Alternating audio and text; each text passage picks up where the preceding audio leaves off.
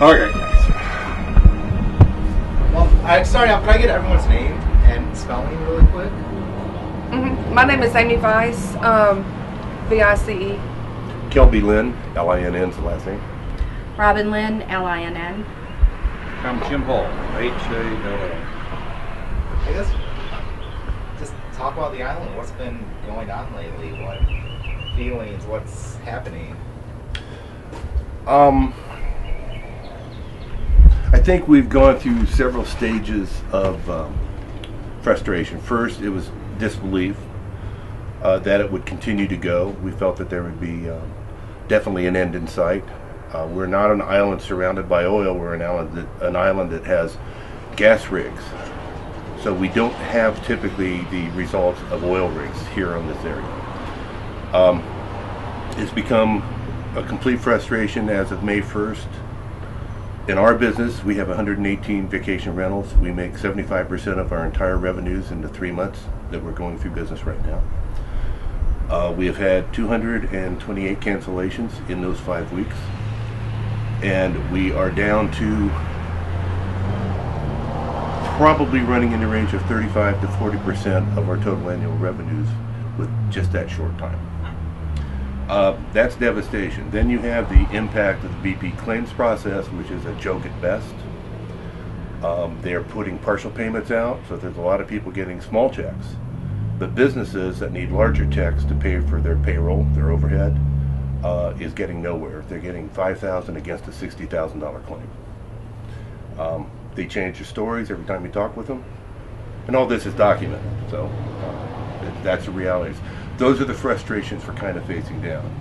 The press, the perception, the stigma has been incredible in terms of pretty much destroying what could have been a positive season. We came into the year at 35% for the first 4 months. We were 35% over last year in terms of our improvements. We came into the year into black for the first time since Hurricane Katrina. So we were all excited. I'm talking about every business on the island, in fact on the Gulf Coast, that we had one of the best years coming back at us than this. Don't know where we're going to go with it. The claims process is, as I said, impossible. We're very glad to see the $20 billion fund set up so that our own government can get between us and BP, and we have a chance at getting a routine payment back to help us get on through to what we were supposed to be doing. Well, when I was talking to Mary, she said it's really June, July, and August. That's it. That's correct. That's correct. That's it. And it's basically gone. I mean, we're even having people cancel in September, October, November, their Thanksgiving plans and Christmas plans, and it's like we have not been hit yet. We say yet because we don't know. We get a 72-hour forecast. That's as far out as we can go. That's as far out as we can say with any certainty whether or not it's going to be safe or not to come here. But I think canceling a vacation in October is taking things to a little extreme when hopefully this thing may be over by then. I mean, we don't know. Nobody knows. But, and then instead of the happy-go-lucky vacation island and tourist island, we're now the contractor island. And it's a total different feel for us. And trying to raise a family here and trying to keep everything as normal as possible on the human side, I mean, on that side, it's completely different. You know, it's like, Gracie, it's okay to come outside today. We don't smell fuel or whatever. And we haven't smelled fuel in probably a week and a half, 2 weeks. So, and, you know, they just opened our swimming waters again, so now we can go in the water.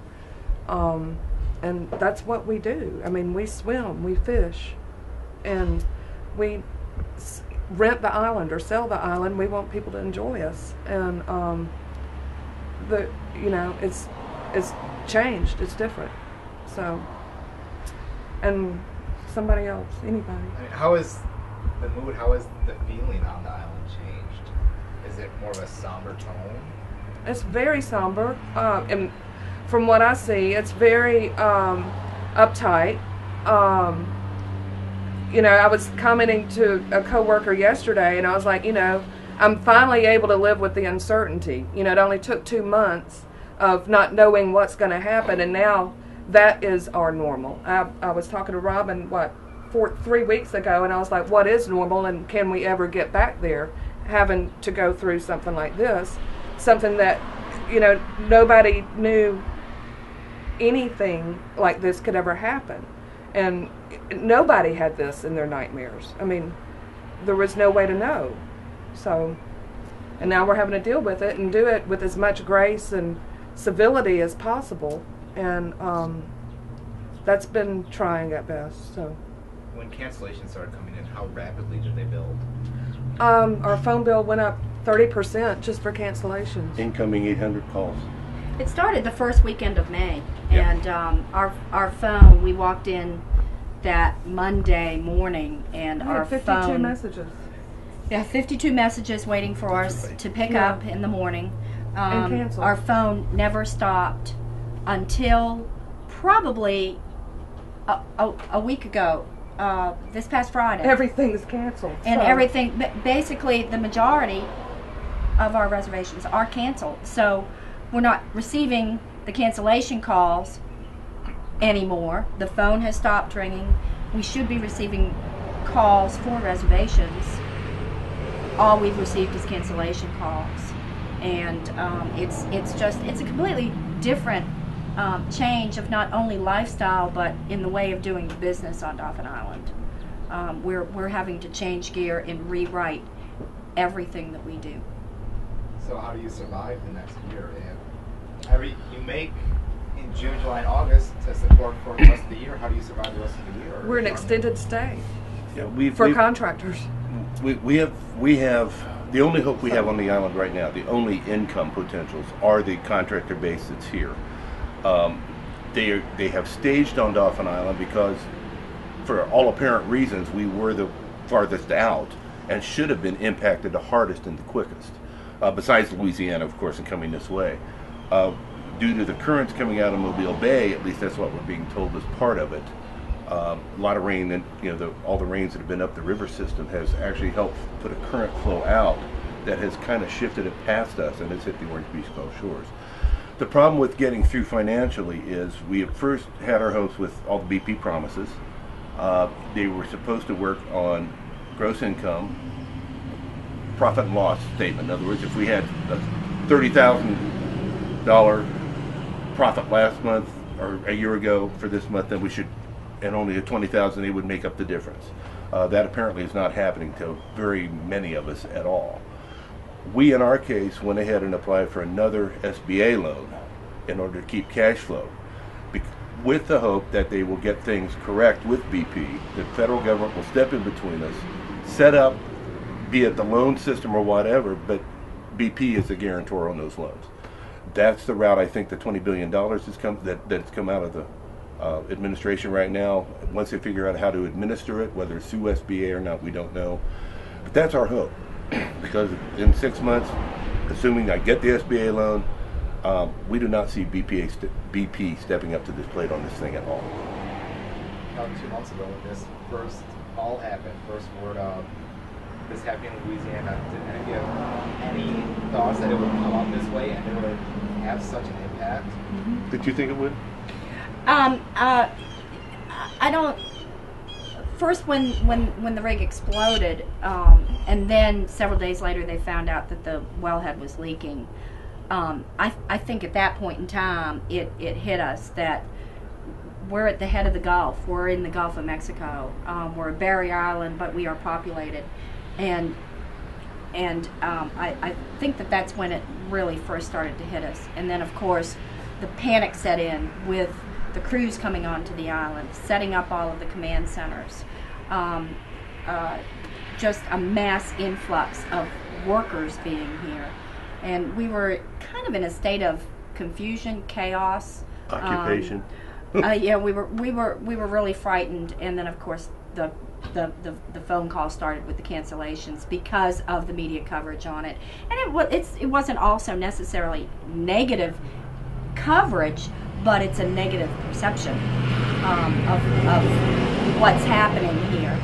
And our beaches, I did an interview, oh gosh, a couple maybe the first week into when we were getting hit heavily with all of the news media coming onto the island. And I did one with a station out of Montgomery about how beautiful the beaches are. They're pristine, we haven't been impacted, the water is blue-green, come enjoy the beaches, and we continue to say that because our swimming advisories were lifted by the Alabama Department of Public Health yesterday. You can go in the water, it's clean, clear, blue, and the beaches are cleaner than they've ever been. That's the biggest frustration on our part, is that people are canceling without actually seeing what is truly happening. They're just hearing about the oil spill. Since you're several states away from where you're presently sitting, let me explain where you are. You're on a barrier island in the Gulf of Mexico whose name is Dauphin Island, spelled D-A-U-P-H-I-N.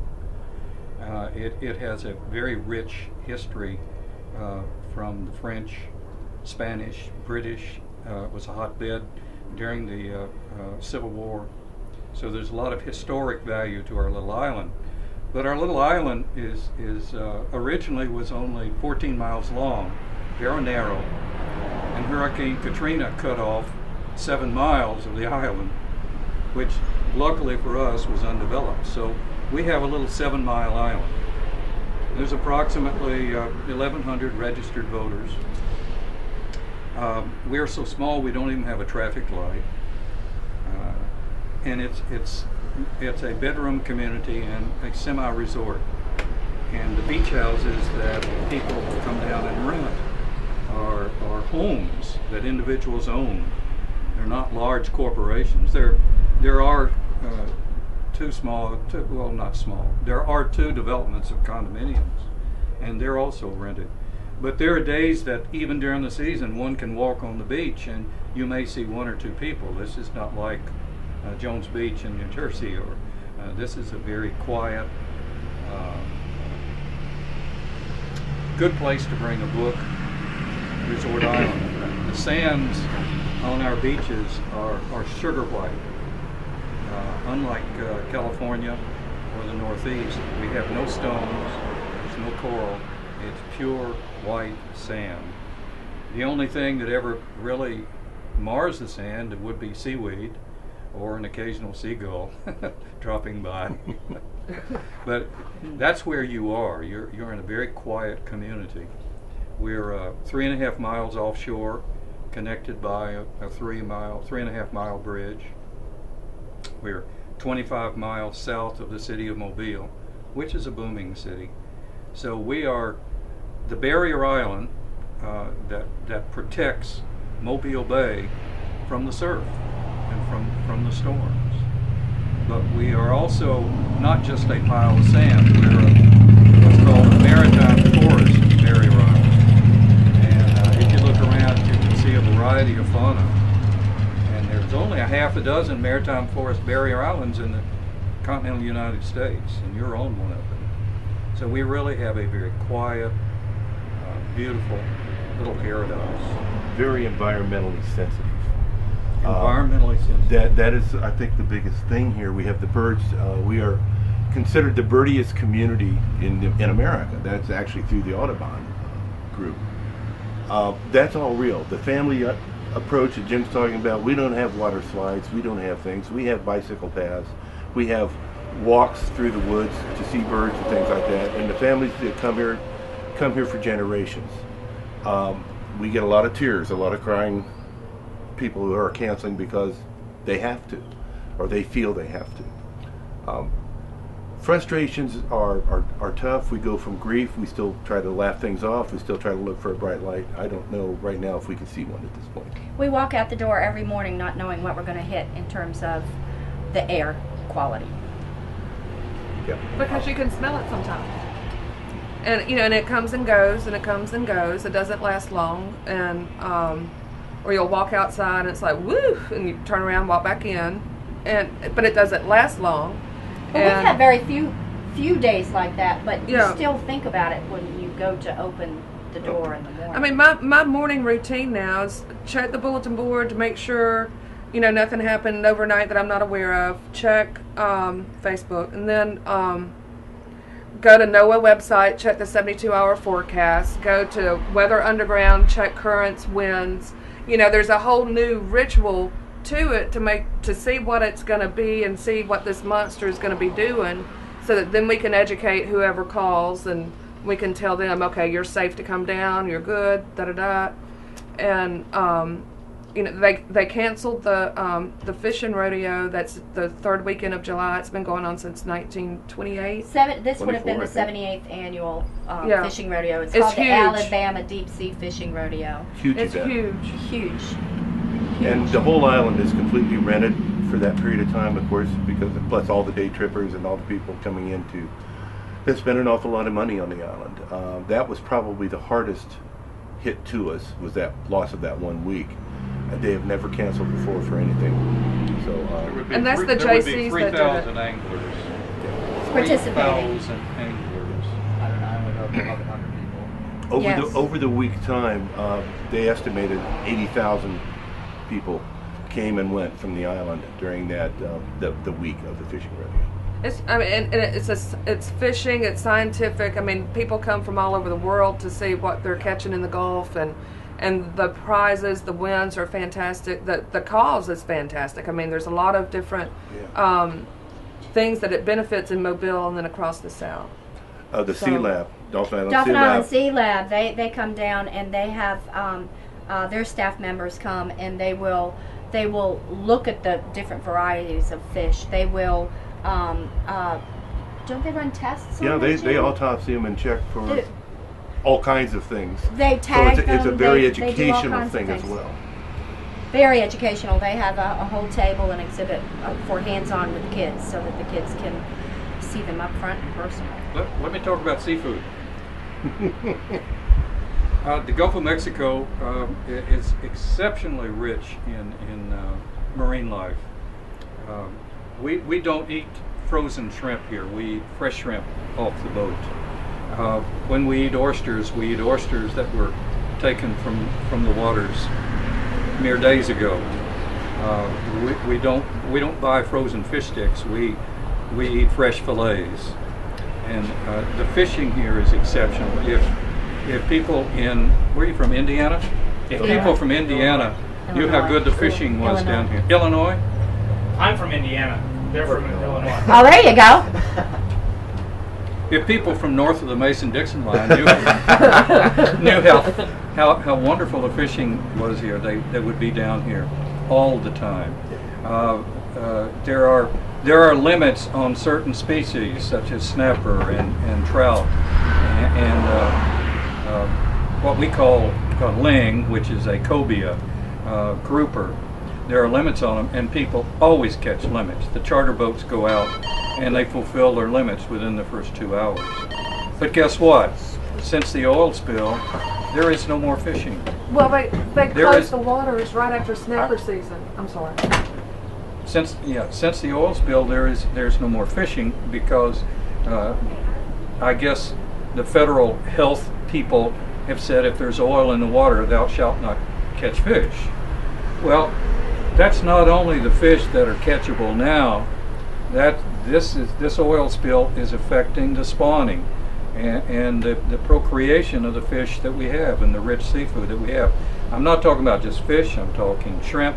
I'm talking oysters. The fishing very well may be gone from our Gulf of Mexico for the next 10 years. And you might add to that the New Jersey coast up to New England, the marlin fishing. The marlins spawn in Louisiana marshes, and then they make the trek into the colder waters as they go up. They're in total jeopardy as we speak right now. This thing is huge compared to what anybody wants to make it in terms of the damages. Let me go into that just a little bit more. The oil companies are putting what they call dispersants into the water and into the leak. Huge volumes of dispersants are being applied to the leak right at the site. And the dispersant does break up the oil some, but it also causes it to sink to the bottom. Well, the leak is in 5,000 feet of water. So who cares what sinks to the bottom in 5,000 feet of the water? Well, fact of the matter is, no one knows what harm that's going to do, even if it sits there. But we are also in a tropical zone, and when tropical weather systems come through, and the occasional hurricane, which everybody knows what a hurricane is, the waters of the Gulf of Mexico are going to be mixed. So even if we do or do not have oil on our beaches today, what happens after a system comes through and water from 5,000 or 3,000 or 1,000 feet where the dispersant has been applied, water comes up to the surface and is spread around. So that's the reason I felt like, and I'm no scientist, but there will be no fishing for the next several years, perhaps even 10 years, because the fish that are there are going to be killed. The procreation and the spawning of all the species will be impossible. So what will it take to restock the Gulf of Mexico? This is not like a farm pond. And when can you even do it? And when can you even do it? But the dispersant is as much an enemy to us as the oil is, because of the toxicity of the chemicals that they're putting into the environment. There are people who are checking every day. Excuse me, there are people checking every day from various universities and from various scientific entities that are checking air samples, water samples at different depths. But society has never faced a disaster that we're living, that we're surrounded with, that we breathe when we leave our houses in the morning. And this has never been experienced in our society. It's what the future holds is unpredictable. Our businesses are this business, our homes, our employment, everything is on this island. Too many eggs in one basket, possibly? Never thought so. But we're all really wondering what and where we're going to be in a year from now, unless somehow we are made whole through this whole process. And I'm talking about just simply being allowed to continue to make a living. We're not talking about, well, let's get rich on this thing, BP's got all the money. We're talking about trying to survive and earn what we were already in the process of earning, just to keep our payroll in place, to keep things in place. We're not asking for any more than what we already had. And we earned it. We work 6 days a week. We work hard, in my group anyway, and pretty much everybody on the island does. Other people chose their retirement here after years of working, and that's all thrown up in the air now. It's beyond really any of us being able to get our arms around this thing.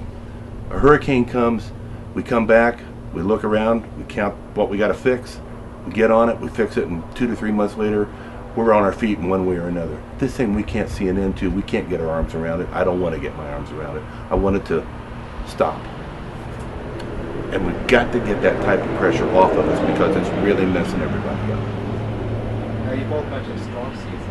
What if another storm does come up before this is all resolved? Well, we don't know the consequences. Of course, what size storm? If it's a storm that goes across to Mexico, or an Ike, the Dauphin Island is going to get whammed no matter what, because we always see a surge, and we always see the counterclockwise spin. If it's more of a direct type of hit, I don't know what the impact is with oil in the water, in the air. If it gets whipped up into a froth, is this going to go right on up into Mobile, our houses? Now on the list of, is this going to be covered in oil when it all goes away? We don't know the consequences of that. Neither did scientists or anyone else at this point in time. We just know it's a possibility. And it's a good possibility, because we have a pretty active season going right now. What about the impact on your lives? What if there is another, God forbid, Katrina on top of this? What would it do to... Let me talk about this. If there's oil on the beaches, or if there's oil within 25 or 50 miles of Dauphin Island, and a hurricane comes through, and that heavy crude lands on our island and washes over the island, do we then become an entire community called a toxic dump? if the crude is like we see on television in the marshes of Louisiana, covering our entire island, are we then a toxic dump? How do we live? Where do we go? Real estate already has bottomed out worse than national numbers ever indicated. And if we have nothing to sell, what do we do then? But on the other hand, I have faith in Mother Nature. I think Mother Nature is very, very kind, and I think Mother Nature has taken care of petroleum products coming from beneath the surface of the earth for centuries. And I feel that there is some hope. There is some hope for Mother Nature, but you can't do it by ourselves. We've got to help Mother Nature. And that's what we're desperately looking for now, is help for that unforeseen. Media. What we came down here as part of our reason, from what we saw, it seemed like everything was covered in oil, and we wanted to see for ourselves if that was the case or not. How was that affected? What are your thoughts on that? How That is what's taking us down. Media overstates the situation. Well, that's not true. I can't say that. Well, when the Media wants to find the worst example that has to do with the issue at hand and display the worst example. Right now, as of June the 18th, Louisiana has the worst example. Right now, our beaches are clean, but the media has created a stigma that we're a sinking ship, and I have more faith that we're not. We're suffering, and we could very well sink, but the media overstates our circumstances at the moment. But the media does not have the scientific knowledge to know what's coming tomorrow. That's what we're concerned about, what's coming tomorrow. Will that oil wash over our island? Will our houses, some of which that are elevated for flood insurance reasons, and some of the older ones that are not elevated, will we be covered with 6 inches of raw crude? You're from Indiana and Illinois. The press you've been seeing has us probably pretty much our beaches ruined, the dead birds in the oil. We're no different from Louisiana's to Perdido Pass, which is actually Gulf Shores and Orange Beach, but Perdido, Pensacola Beach. When the farther away you get, the more it gets sort of blended into one problem. And it's usually a problem unless they have been here and visited and know it personally. We're just part of a 4-state area that's being totally impacted by this, and obviously the worst conditions are the things that are being shown.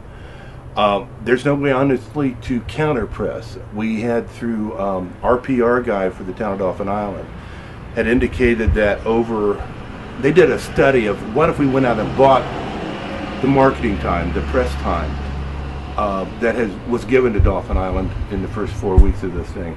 If I'm not mistaken, and unofficially, it was about $7.5 million worth of marketing dollars that they could say, if we had bought that ad, this is what it would have cost. We have a $40,000 Chamber of Commerce budget. That's an annual budget. So we have a little bit of trouble of trying to counter. We have some BP money that supposedly has been put there with the state to be distributed down into the counties of Mobile and Baldwin.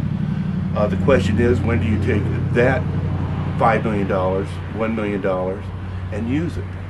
I mean, do we want to run an ad now and say, hey, this week we're really good, get on down here?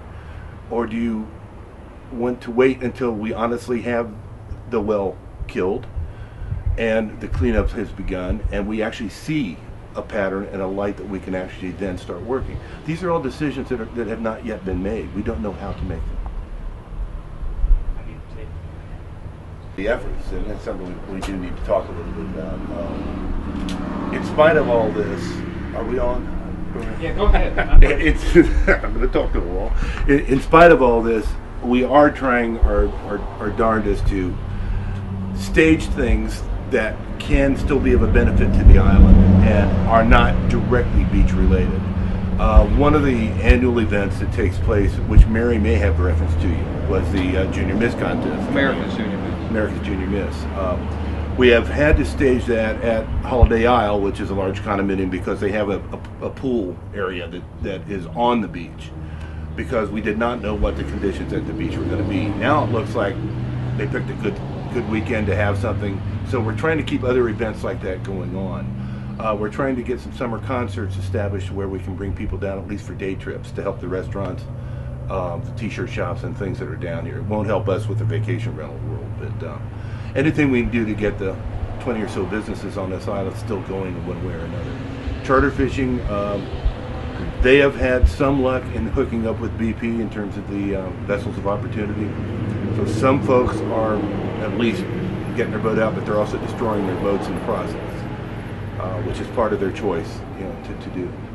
But we are trying to create a positive image. We're trying to find inside island things to do. We're promoting the Sea Lab, Fort Gaines. We're promoting the bicycle paths, the Audubons, the birds, anything that is less than beach related. We've changed our advertising that we do in Birmingham News and around the area to try to represent a little less beach and a little more substance to what other things we can find that we love on this island. So essentially, it's been a redefining moment for you to Totally. redefine rather than you've been known for beaches. Now it's let's get together and figure out what's different about us. Yeah. Well, we've been defined for beaches, fishing, bird watching, and a small community. Now, fishing is perhaps gone for a good while. The beaches are in good shape today, and we hope they'll be in good shape tomorrow, but no one knows. No one knows what that oil slick is going to do. The bird watching is a really big thing for our little Dauphin Island, because we're right smack dab in the middle of a path of migration from Yucatan Peninsula and Mexico and Cuba and Jamaica for the neotropical birds going north in the spring in April and going south in October. Now, if those birds start coming out from the continental United States and flying south and get down into this oil spill, they're not going to make it to the Yucatan and to Mexico and Jamaica and Cuba. So the impact on that section, that group of environmental impacts has never been defined. Insidious. Going. I mean, it's not like boom, you're hit. With the hurricane, you can track it. You know when you're going to hit. You know when to evacuate. You're out of here. You come back. You're done. And with this, it's like, okay, we're not done yet. You just keep on stubbing your toe, as you walk around, trying to figure out what you're doing. I never thought I'd slough off a hurricane. I know. Very true. And now it's like that's a piece of cake. This is something totally different. I mean, we have had to readjust, realign our lives, and this is our life, and this is our home. And I have a 4.5-year-old, and I want her to be able to go to the Little Red Schoolhouse here. I want them to be able to keep the school open. I want the community to stay here. And if God forbid we were to have a hurricane and we would have oil on the island or crude on the island, then will they let us come back? I can't even go there. I mean, I don't talk about it, and I don't want to think about it. But there's always that in the background that you do have to consider. What if that does happen? Don't know. We don't know. BP says there's no buyout plan. I want to stay here. I moved to be here. We chose this, and I don't want to leave this, and it's scary, but you can't think about it. And bear in mind that you can't go BP there. ad you guys are seeing on TV, the big BP ad, Tony Haber standing there saying we are going to pay every legitimate claim. The pay every legitimate claim is the legal word that they have been using, whether it's the little guy sitting down here in our little claim center in Bayou La Batterie in Louisiana. And according to the attorneys, that means we will pay as little as we can get by with. And that needs to be thought about. BP is huge. This is a terrible problem for them and their company. But what they are doing is, at this point, already starting to evade the actual process and slowing it down, doing partial payments instead of making companies hold during the months. Payments. Token at best. Well, and they change the process every day too. Yeah. I mean, one day the National Guard will walk in with a list of things that companies and property owners need to provide. The next day, ADEM walks in with a list of Completely different a list of things that somebody needs to provide. The first time it was the BP claims adjusters that would come in with this. Second time was National Guard. Third time was ADEM, and then we go or call, or a property owner goes and calls, and it's a totally new list. And then they put on these PR tents and air conditionings and weenie roast and all this other kind of crap. I don't care about a weenie roast. I would like to, anyway. We will totally different. Yeah. I mean, they'll smile big, but they perform nothing. And they have done nothing. Let me tell you about the BP That is personnel the anger. rotation. Yeah. Then you Oh, get yeah. into the anger of it. Amy, let me tell you about the Yeah. BP personnel rotation. Every 2 weeks, Well, they have rotate to. them around. But the people who leave don't leave any records on what you have talked to, and the new person coming in says, bring me up to speed on this, or I need, and repeat what you did 10 days earlier. So it's a ploy. It's a another tactic. stall. It's a stall. And they're asking for information that truly, this is a foreign oil company. They have no business with my personal tax records. They have no business with my social security number. That has absolutely nothing to do with my proof of loss for the month. That is all the heck they need. But oh no, we have a homeowner right now. That one of the phones that was ringing here beside me, that was a homeowner that had put her house on a rental program. They are demanding that she gives her social security number. She's saying, no, I've been told it's optional. The head of the BP claims here, a guy named Paul, said, no, you must give us your social security number or the claim process will not go forward. Why does BP have any right to our personal business, including social security numbers? That's why it's got to get the government between them and us. What kind of frustration does this create?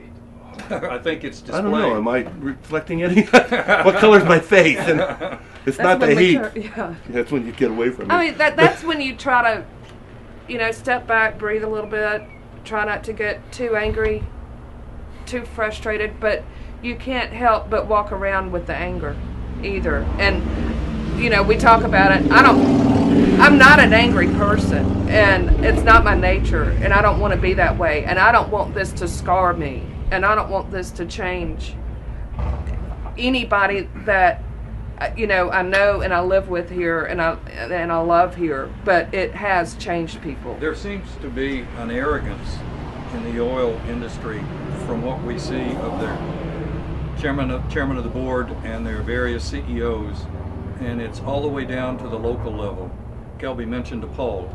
He's just 2 blocks down the street, but the arrogance is oozing from almost all of them.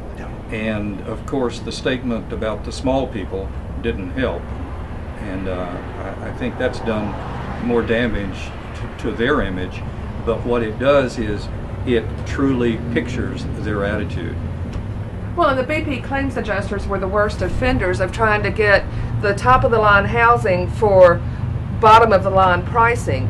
And we were like, no, we cannot adjust those rates down to that. That's less than a snowbird rate or a January, February, March. We'll just open a claim on that. And I said, oh, you want me to open up a claim on you because you're not paying what you're supposed to be paying?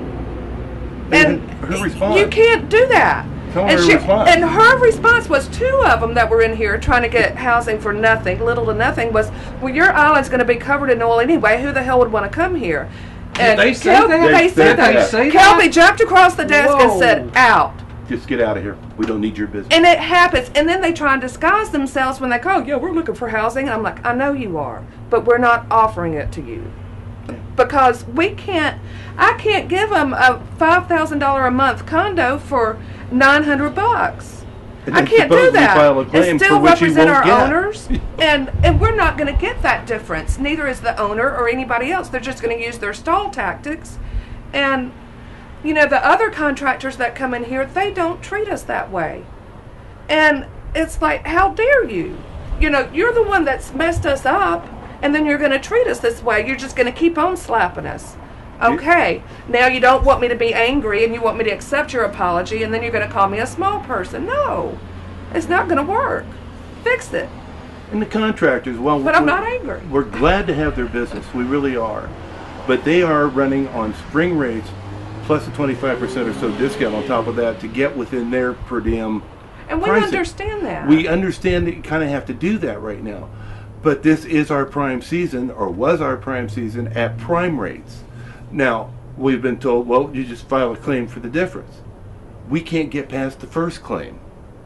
So now we're going to have a claim upon a claim upon a claim upon a claim, and people who will just throw one roadblock after another after another. And then they wanted us to give them our renter information. Yeah, oh yeah, they need our they want us rental to be able to call contact to prove that it was information. truly a cancellation because of the oil spill. I'm not giving out personal information. We can't. It's confidential.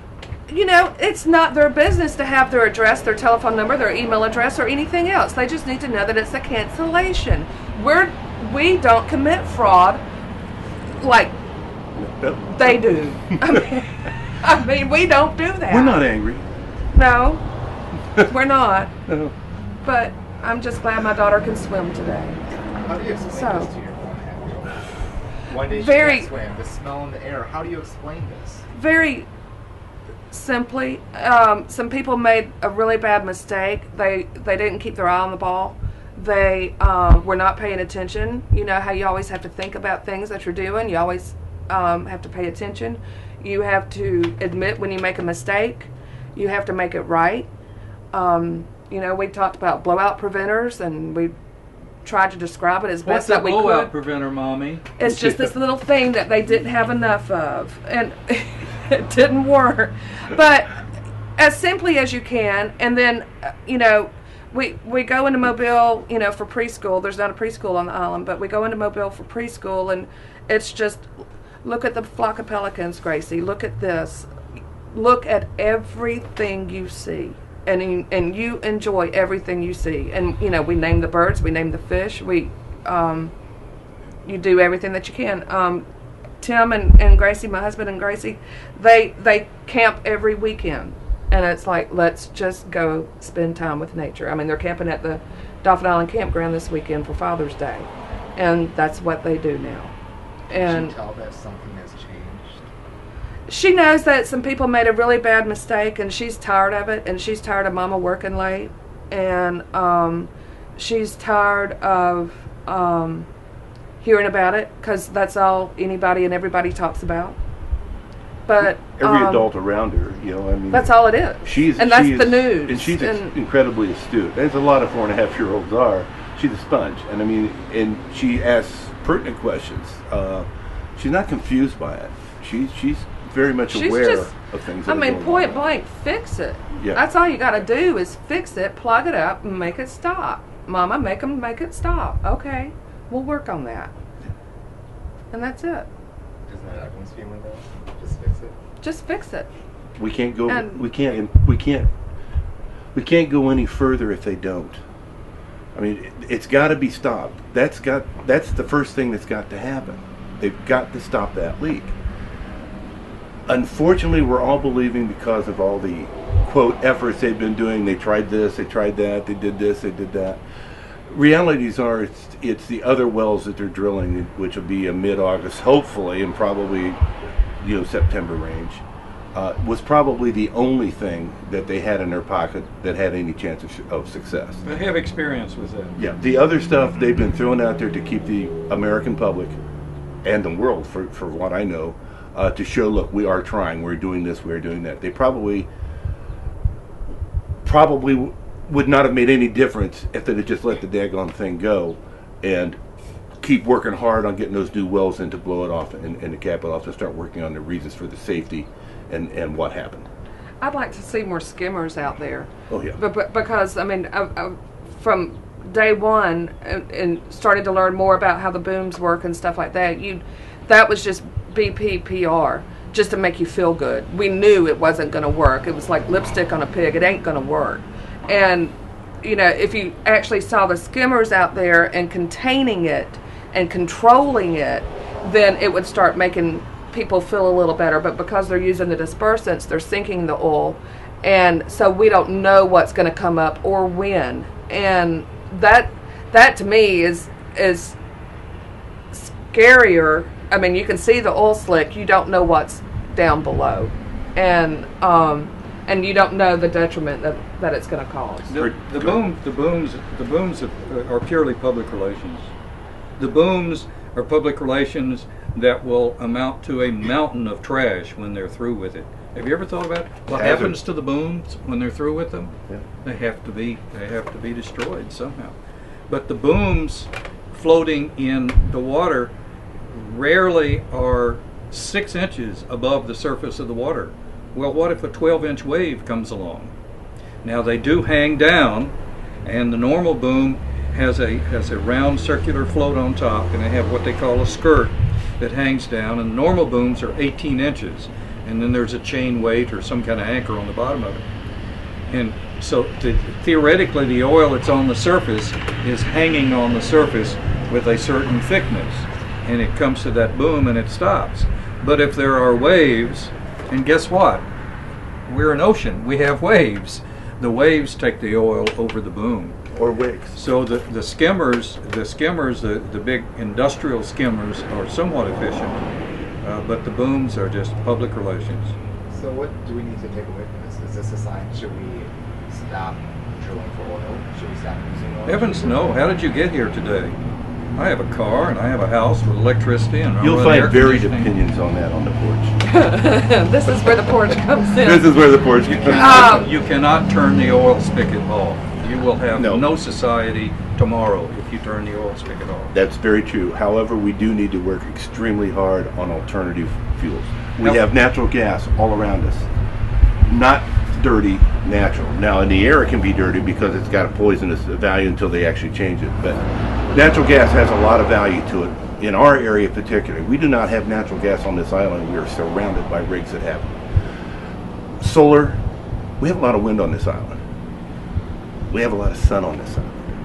We have alternative choices if we want to push in terms of that development. It'll never replace and run a car. But Kelby, it's not developed. The solar power is It is not not developed to an efficient state. We'll develop it It's quickly. not So going in to the get developed meantime, unless how are we we going put to it. drive back and forth to work? We have oil. We have oil. We have oil. We need to put more effort into future development, R&D. We have oil. We can't stop drilling, Jim. I agree. We can't stop drilling. No, but we can stop drilling in waters that we do not know how to stop. That's like setting up a nuclear plant for not knowing how to shut it down. You know, meltdowns happen. Chernobyl, 3 Mile, 3 Mile. We've got all these things. We can't get above where if our safety and technology on closing something off does not equal the ability to drill that far down, then that's out of balance. You don't go deep water drilling if you don't have the technology to stop it at the bottom. But Kelby, I read the other day that there are over 3,000 deep water wells, and we have had an unfortunate accident. That's right. Gosh, I hate to defend the oil company. It really hurts. But there's been one unfortunate accident out of 3,000, and that's a rounded off number of deep water wells. And Atlantis You is sitting can't right just- there, was it 35 miles away? With even shoddier technology, they don't even have The- blueprint. Atlantis, it's another deep water well, built before the Deep Horizon well. There are no blueprints on file. They're supposed to have complete safety blueprints on everything. They're not there, and this was told by an engineer to the hearing, to the House of Representatives hearing, that those things are not in place. You can research it. It's called the Atlantis. We are all in agreement we got to have oil. We have obviously disagreements as to how much pressure needs to be put on drilling versus how much pressure needs to be put on alternative choices. And I think we need alternative choices. I think if That's alternative, I mean, if the thing with alternative choices is also if you can make it more convenient, affordable, insurable, then more people are going to be apt to use it. I mean, you can't necessarily insure solar panels down here because they'll blow off, and so but we've got wind. You could stick windmills out there on the gas rigs. I mean, they're there. The platform's there. Just stick it on top of it. Do whatever. I mean, I don't know if you should broadcast that because I'm sure some scientist is going to go nuts. And we've got to have oil. But Jim's right about that. I don't know where to drill. I think we could wean ourselves off of a lot of it. I mean, I don't Over think you time. have to have everything that people think they have to have. I mean, part of what's gotten us Now into you're this telling trouble me is what greed. how I should and should not No, do.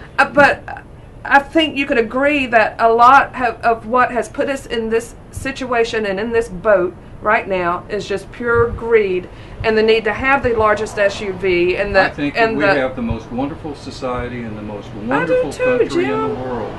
So do I. And That's not part of the thing. we have conveniences, and we have a lifestyle envied by the who has ever tried to break out of the United States to go to another country? It's the other way around. They all want to be Well, we're here. not questioning I'm the not- quality I'm of not life we going have. there. But you're accusing us of being greedy with our lifestyle, and that is propaganda. I That is being exaggerated to make a point. It's a I may hybrid, a good agree with the vehicle. point. I may agree with the point, but don't tell me I'm greedy because of my lifestyle. I take that personally. I said now, let me get greedy. that back to drilling in deep water. You have no business being there if you can't stop it. You're not. Or I'm not an protect it. engineer, and you're not an engineer. There are over 3,000 deep water wells, and we've had an unfortunate accident with one. God knows I lose sleep over it, but that doesn't accuse the entire industry of ill will. I hate to defend the oil company.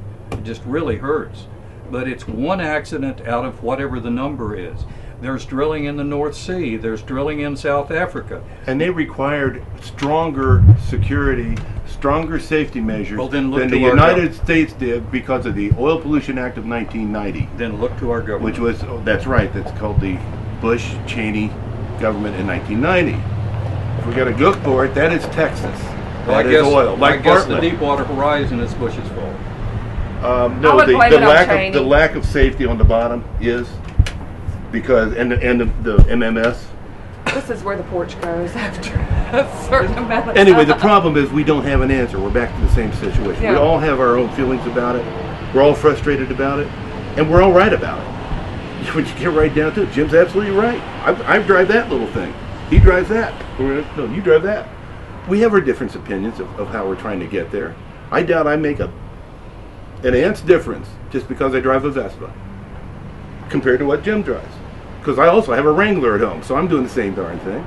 But we do have to do things smarter. We have to do things better, and I think it's all of them. I don't think it's one of them. We can't say no more oil, put a windmill on my scooter, and I'm going to go solar panel. You can't do that. We all know we have to have oil. But we do have gas. Boone Pickens, follow his plans. They're pretty darn good. He knows what he's talking about. He's an oil guy. He has no stake in changing things over. There's a lot of choices. We just need to beef up those choices to give oil a run for its money. Yeah. So we've talked to 3 different groups of people here in Dauphin Island today, and every single group we've talked to said they don't want a handout. When something like this happens, you have every right to kind of throw in the towel and say, I feel bad for myself. What is it about the character of the people here that nobody wants a handout and everybody wants to kind of, I don't know, it just seems amazing to me that nobody's... I think that's the character of people anywhere.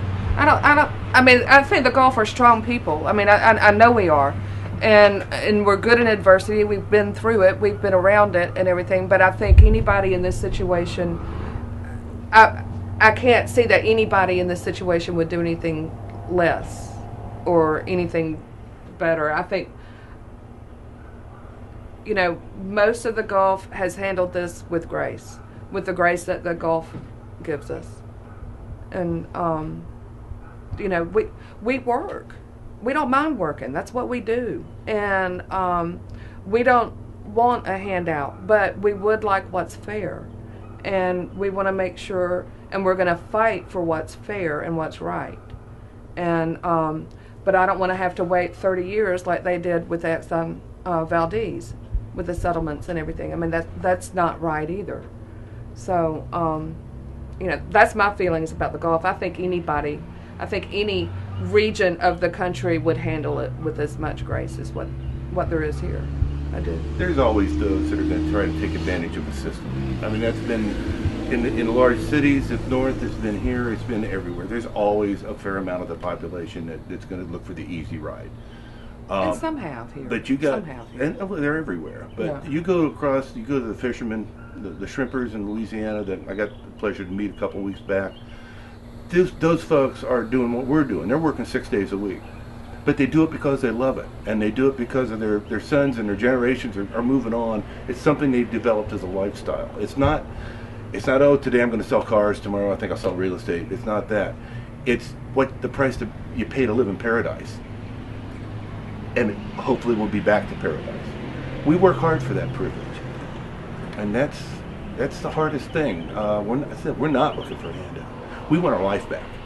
And we want the life that, whether we were doing a good job at it or not, we want our life back. The fact of the matter is, our lifestyle has been changed from outside our control. We have no control. We had no warning, and right now we have no solution. But well said, Amy. We in our community. I've tried to define my little community, but people do work. This is not. There's no welfare office on the island. Sure isn't. Are there any positives that have come out of this entire situation? That's a hard one. Think about it now. Wait a minute. We know we're strong. Yeah. And we know we can fight.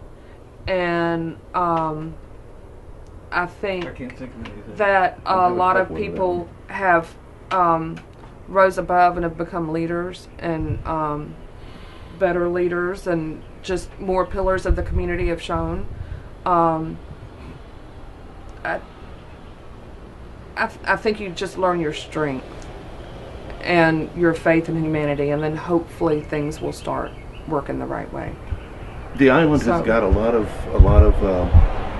There's a a lot lot of the good negative people. PR, but it's also beginning to get a little bit of positive relations as well. We do talk. Jim brought up the beaches. A lot of people still had a bad image from Dauphin Island after the hurricanes. We really got trashed because there were a lot of private ownership down here.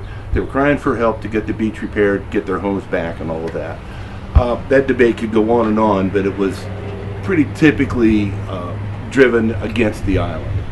Since we've opened a lot of public access over time down here, and I believe like you brought up, the whole purpose of this island as a barrier island has become pretty important. The fact that we do have the pristine sand, the fact that we are environmentally so sensitive. There are people that are going to see that side of things too. There was a wonderful article in the Birmingham News that came out today, I guess, which we'll be glad to get you a copy of. I've got one inside that told the story of how Dauphin Island was really always kind of trashed, and now all of a sudden everybody's starting to see the backlash to what happens if something like this happens to this island. That article kind of said it all in a very well, I thought. So there's not many positives. I guess none of us are having much luck. I'm still thinking about it. I haven't come up with one. Yeah.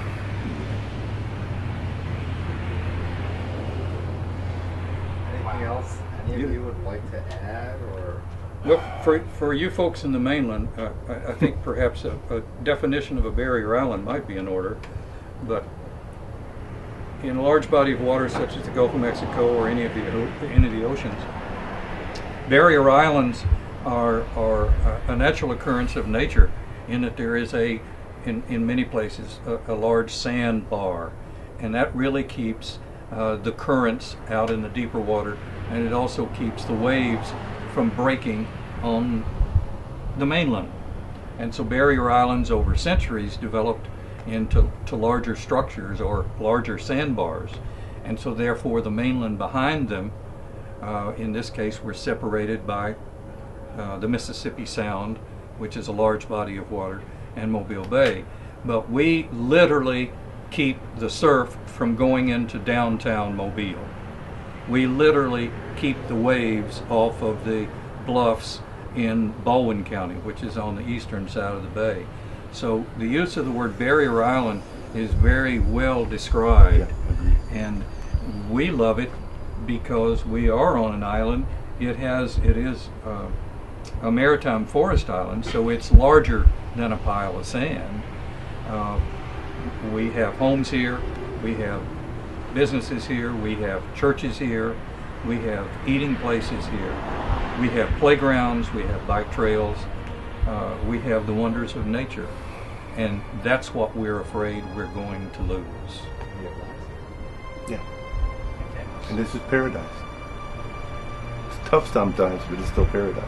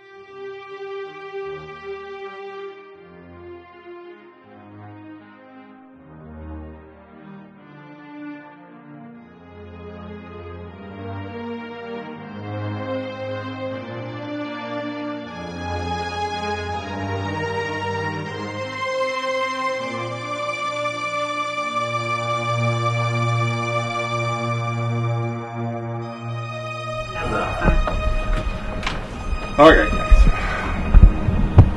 Well, starting out, can I get everyone's name and spelling really quick? My name is Amy Vice, V-I-C-E. Kelby Lynn, L-I-N-N is the last name. Robin Lynn, L-I-N-N. I'm Jim Hall, H-A-L-L. I guess just talk about the island. What's been going on lately? What feelings? What's happening?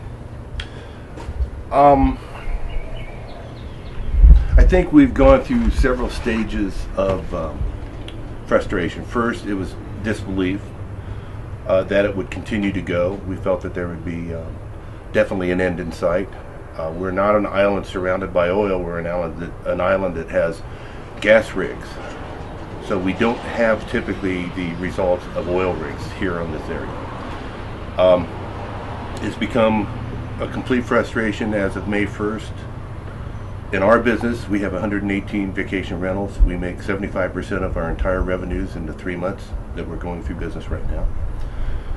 We have had 228 cancellations in those 5 weeks.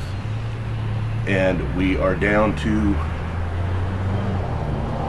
probably running in the range of 35 to 40% of our total annual revenues with just that short time. That's devastation. Then you have the impact of the BP claims process, which is a joke at best. They're putting partial payments out, so there's a lot of people getting small checks. But businesses that need larger checks to pay for their payroll, their overhead, is getting nowhere. They're getting $5,000 against a $60,000 claim. They change their stories every time you talk with them, and all this is documented. So that's the realities. Those are the frustrations we're kind of facing down. The press, the perception, the stigma has been incredible in terms of pretty much destroying what could have been a positive season. We came into the year at 35% for the first 4 months. We were 35% over last year in terms of our improvements. We came into the year in the black for the first time since Hurricane Katrina. So we were all excited. I'm talking about every business on the island, in fact on the Gulf Coast, that we had one of the best years coming back at us than this. Don't know where we're going to go with it. The claims process is, as I said, impossible. We're very glad to see the $20 billion fund set up so that our own government can get between us and BP, and we have a chance at getting a routine payment back to help us get on through to what we were supposed to be doing. Well, when I was talking to Mary, she said it's really June, July, and August. That's it. That's correct. That's Yeah. correct.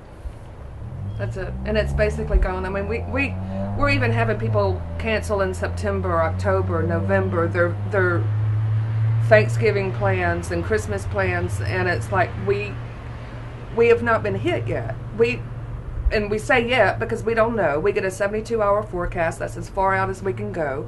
That's as far out as we can say with any certainty whether or not it's going to be safe or not to come here. But I mean, and how rapidly did they build? our phone bill went up 30% just for cancellations. Incoming 800 calls. It started the first weekend of May, Yeah. and our phone. We walked in that Monday morning, and I our had 52 phone. messages. Yeah, 52 messages waiting for us to pick Yeah. up in the morning. And cancel. Our phone never stopped until probably a week ago, this past Friday. Everything's canceled. And so- everything, basically the majority of our reservations are canceled. So we're not receiving the cancellation calls anymore. The phone has stopped ringing. We should be receiving calls for reservations. All we've received is cancellation calls, and it's a completely different change of not only lifestyle but in the way of doing business on Dauphin Island. We're having to change gear and rewrite everything that we do. So how do you survive the next year? And you make in June, July, and August to support for the rest of the year. How do you survive the rest of the year? We're an extended stay Yeah, for contractors. we have the only hope we have on the island right now. The only income potentials are the contractor base that's here. They have staged on Dauphin Island because, for all apparent reasons, we were the farthest out and should have been impacted the hardest and the quickest. Besides Louisiana, of course, and coming this way. Due to the currents coming out of Mobile Bay, at least that's what we're being told is part of it.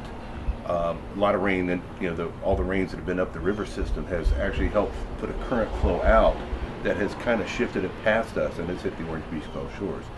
The problem with getting through financially is we at first had our hopes with all the BP promises.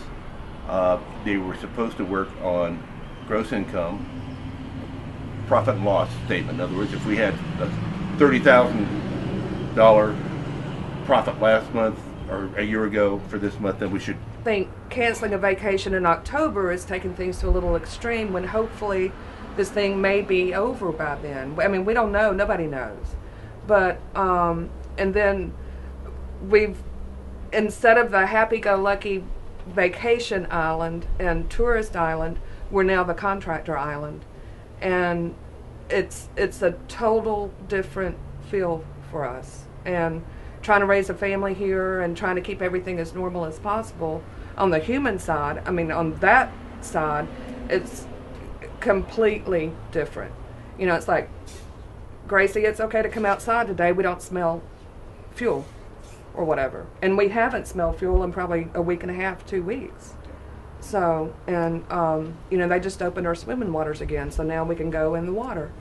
And that's what we do. I mean, we swim, we fish, and we rent the island or sell the island. We want people to enjoy us. And, it's changed. It's different. So, and somebody else, anybody. I mean, how is the mood? How is the feeling on the island changed? Is it more of a somber tone? It's very somber, and from what I see, it's very uptight. I was commenting to a coworker yesterday, and I was like, I'm finally able to live with the uncertainty. It only took 2 months of not knowing what's going to happen, and now that is our normal. I was talking to Robin, 3 weeks ago, and I was like, what is normal, and can we ever get back there, having to go through something like this, something that, nobody knew anything like this could ever happen. And nobody had this in their nightmares. I mean, there was no way to know. So, and now we're having to deal with it and do it with as much grace and civility as possible. And that's been trying at best. So, When cancellations started, And only at 20,000 they would make up the difference. That apparently is not happening to very many of us at all.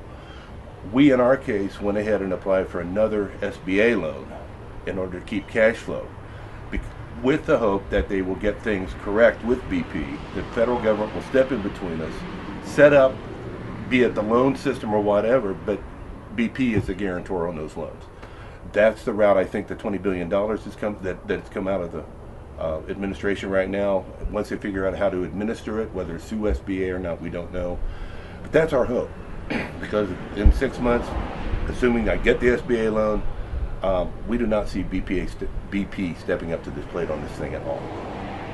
About 2 months ago when this first all happened, first word of this happening in Louisiana, did any of you have any thoughts that it would come out this way and it would have such an impact? Did you think it would? I don't. First, when the rig exploded, and then several days later they found out that the wellhead was leaking. I think at that point in time it hit us that we're at the head of the Gulf. We're in the Gulf of Mexico. We're a barrier island, but we are populated, and I think that that's when it really first started to hit us. And then of course the panic set in with the crews coming onto the island, setting up all of the command centers, just a mass influx of workers being here, and we were kind of in a state of confusion, chaos, Occupation. yeah, we were really frightened, and then of course the phone call started with the cancellations because of the media coverage on it, and it wasn't also necessarily negative coverage, but it's a negative perception of what's happening here. And you know, our beaches, I did an interview, oh gosh, maybe the first week in